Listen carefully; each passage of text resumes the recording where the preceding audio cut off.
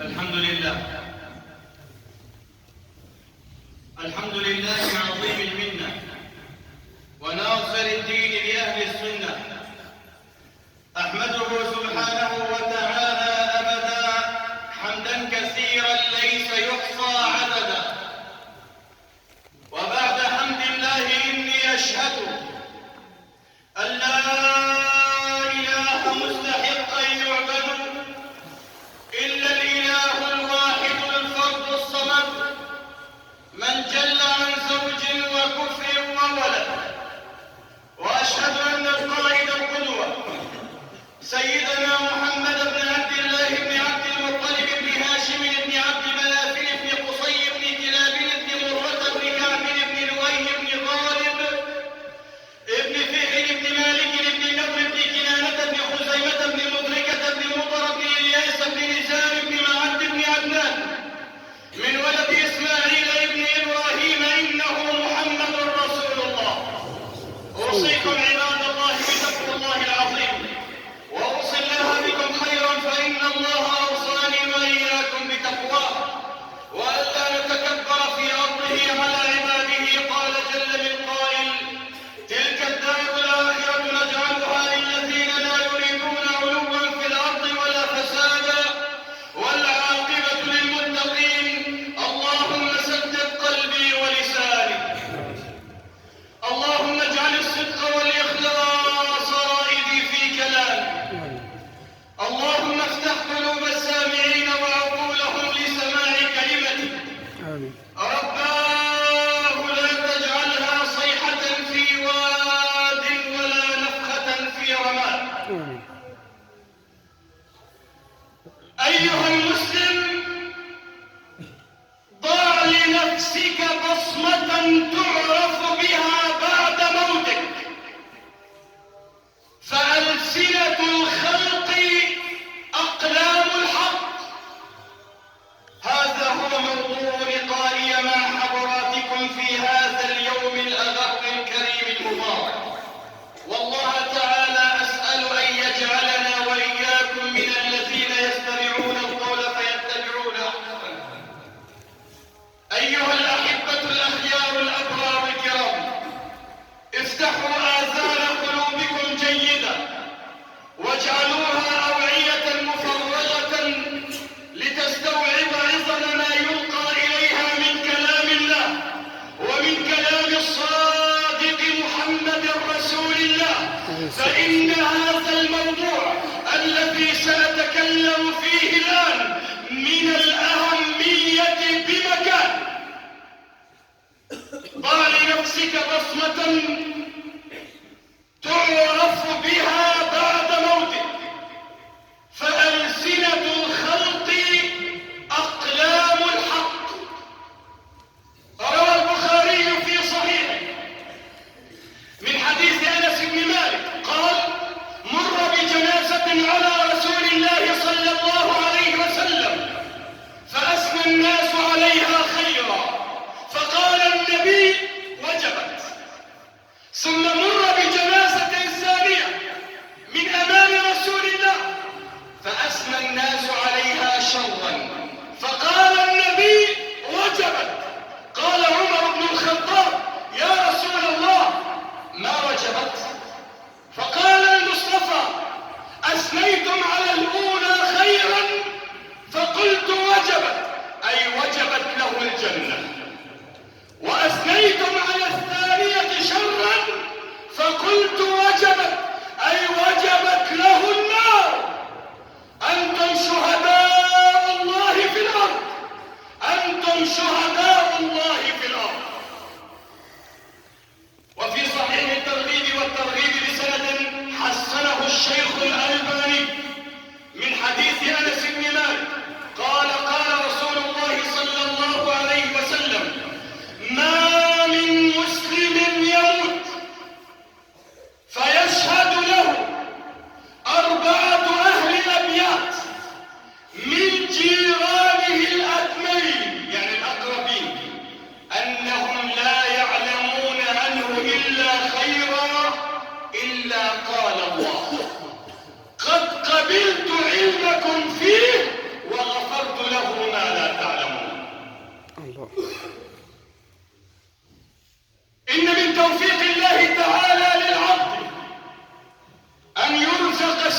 السيرة الحسنة والذكر الجميل بعد موته.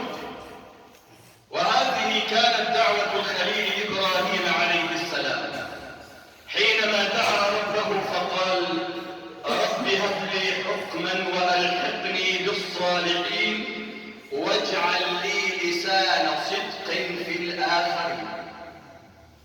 قال الطبري في تفسيره للآية: أي اجعل لي ذكرا حسنا وثناء جميلا بين الناس يعرفه الناس بعد موته.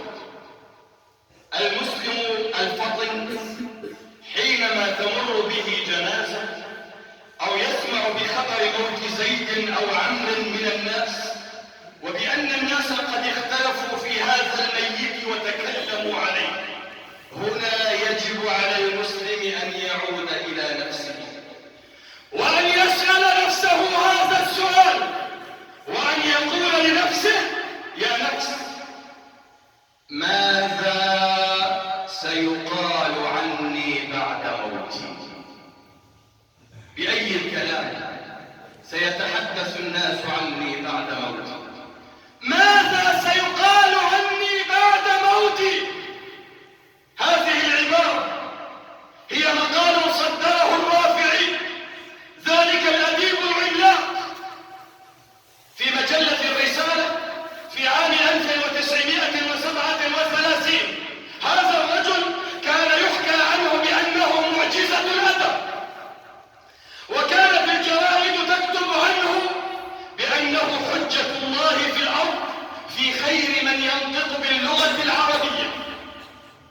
الرافعي لما أن رأى ما كتبت عنه الجرائد ولما أن سمع حديث الناس عنه كتب مقالا قبل موته بشهرين، وعنون المقال بقوله: ماذا سيقال عني بعد موتي؟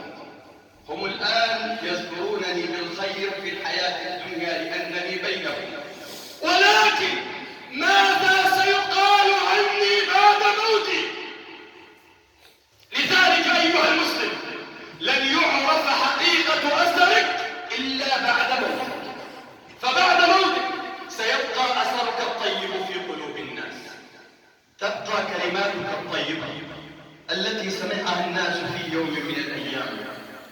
هذا الإمام أحمد بن حنبل إمام أهل السنة يتعرض في حياته إلى محنة وفتنة عظيمة. تلك المحنة كانت هي فتنة القول بخلق القرآن. عارض الإمام أحمد هذه الفتنة وتصدى لها فسجن وأوذي وعذب عذابا شديدا من أجل أن يقول بقول ملوك بني العباس في زمانه وبقول أهل زمانه بأن القرآن مخلوق، فكان يقول لهم: إن القرآن هو كلام الله القديم غير مخلوق. بسبب هذه الكلمة وبثباته على مبدئه وعقيدته سجن الإمام أحمد 28 شهرا، يتناوب عليه كل يوم عشرات الجلاد يجلدونه ويعذبونه من أجل أن يقول بقول الناس بأن القرآن مخلوق، وهو يقول لهم: إن القرآن كلام الله القديم غير مخلوق. وهو في السجن قال له أحد الناس: يا إمام، كيف أعرف الحق من الباطل؟ كيف السبيل لأن أعرف هل كلامك أنت على حق أم كلام الناس على حق؟ أي منكما على الحق وأي منكما على الباطل؟ يا إمام، ما هو السبيل الذي أعرف فيه الحق من الباطل؟ فقال له الإمام أحمد كلمة عجيبة غريبة، قال له: يا هذا، إن الموعد يوم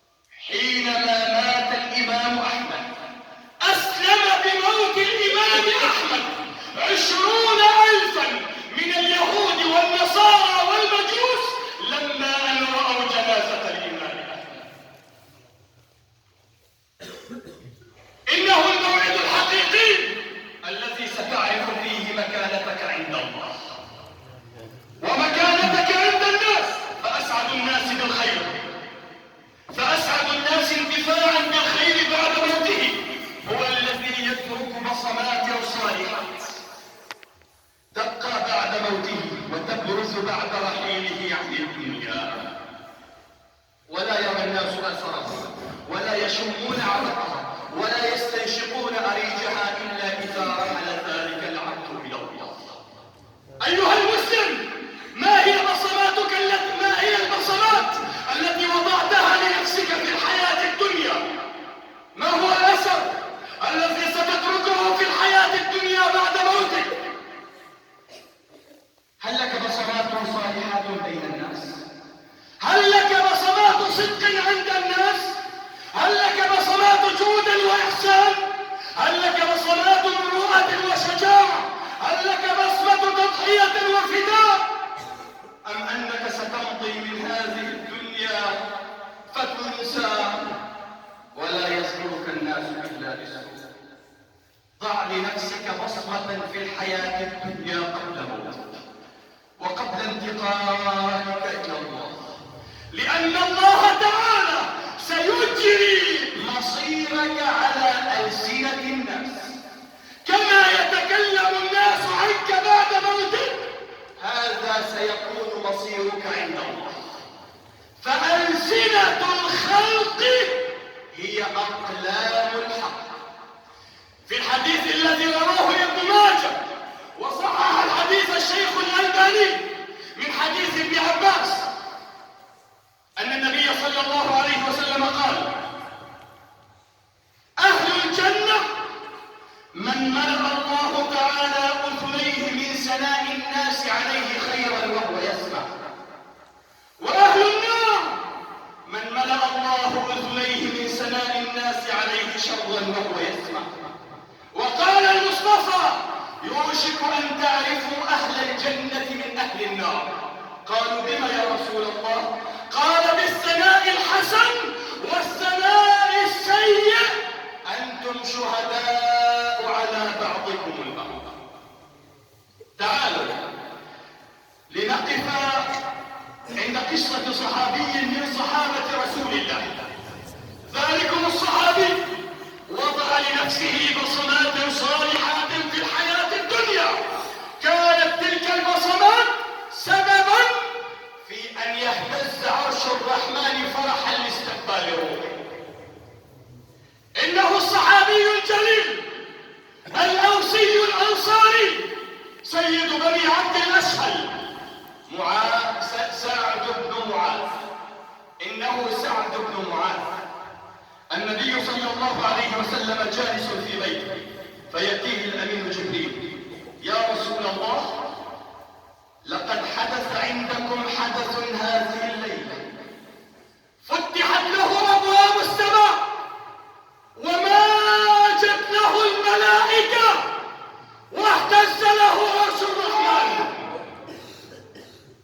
فتفقد النبي هذا الخبر وهذا الحدث الجلل، وإذا كل الحدث أيها الأحبة أنه مات سعد بن معاذ.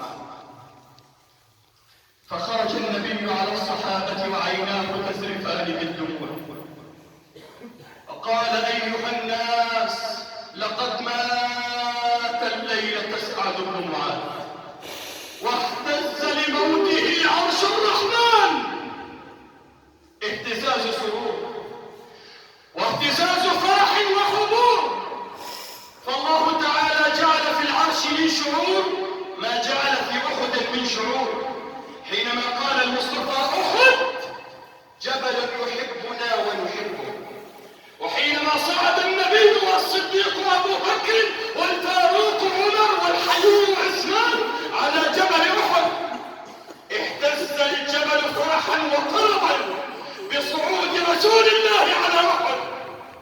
فسكن النبي الجبل بقدمه وقال: اثبت أحد، اثبت أحد، فإنما عليك نبي وصديق وشهيدان. وكان كما قال عليه الصلاة والسلام. فتحت أبواب السماء، ماجت الملائكة، اهتز عرش الرحمن لموت سعد بن معاذ. ماذا فعلت يا سعد؟ ماذا صنعت؟